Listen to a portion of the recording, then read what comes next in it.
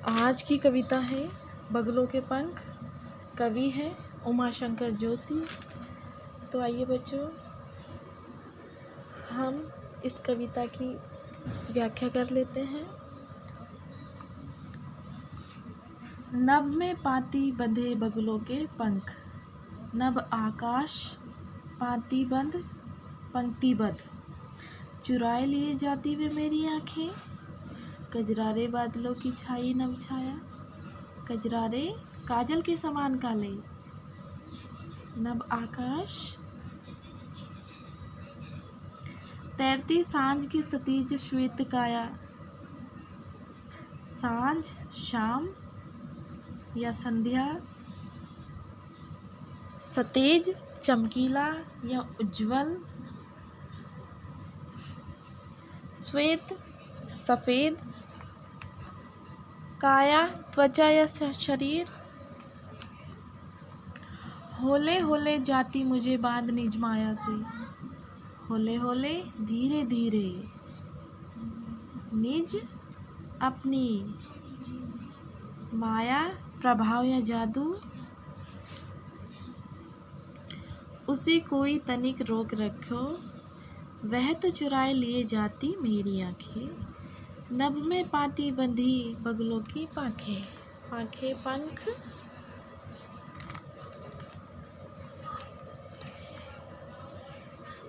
इस कविता में कवि ने पंक्तिबद्ध उड़ रहे बगलों के सौंदर्य की नई परिभाषा प्रस्तुत की है तथा मानव मन पर पड़ने वाले प्रभाव को भी बताया गया है।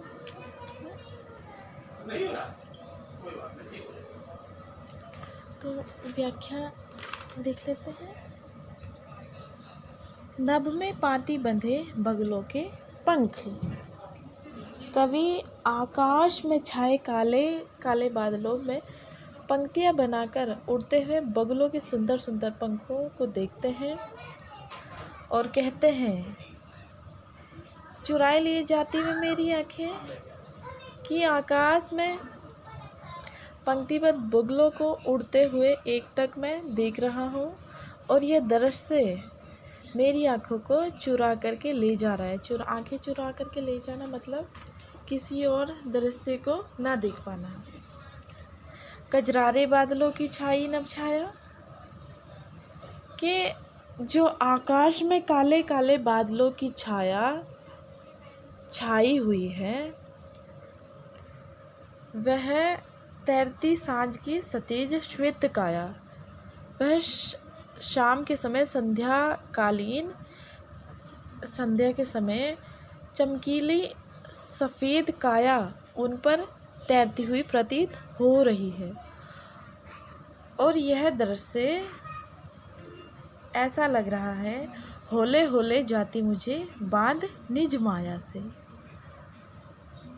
यह दृश्य इतना आकर्षक है कि अपने जादू से यह धीरे धीरे मुझे बांध रहा है और मैं इसमें खोता जा रहा हूँ।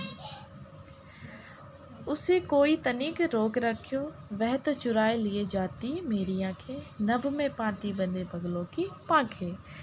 कवि कहते हैं कि इस आकर्षक दृश्य के प्रभाव को कोई रोक ले, थोड़ी देर के लिए कोई रोक ले, वह इस दृश्य के प्रभावों से बचना चाहते हैं, परंतु यह दृश्य तो कवि की आंखों को चुरा कर ले जा रहा है।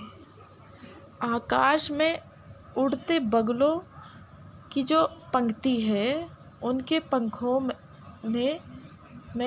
कवि की जो आँखें हैं वो अटक कर रह गई हैं। तात्पर्य यह है कि जो आकाश में काले बादल छाए हैं, उनके बीच में जो पंक्तिबद्ध तरीके से बगुले उड़े हुए जा रहे हैं, उनके पंखों को देख करके जो कवि का मन है, उनकी जो आँखें हैं वो उसी दृश्य में उलझ गई है और कवि उसको अपलक निहार रहे हैं।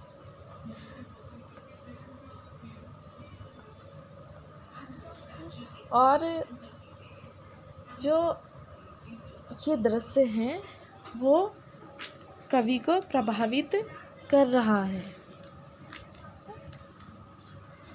और सौंदर्य बोध देखिए,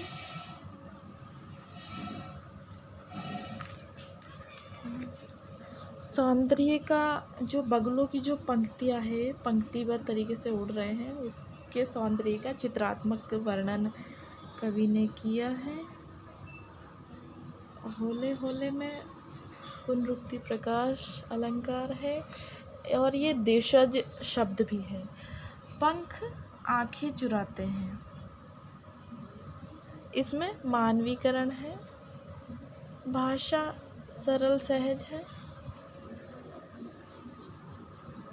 और आँखें चुराना, इसमें मुहावरे का प्रयोग भी हुआ है। तो ये थी हमारी आज की कविता जो यहाँ समाप्त होती है।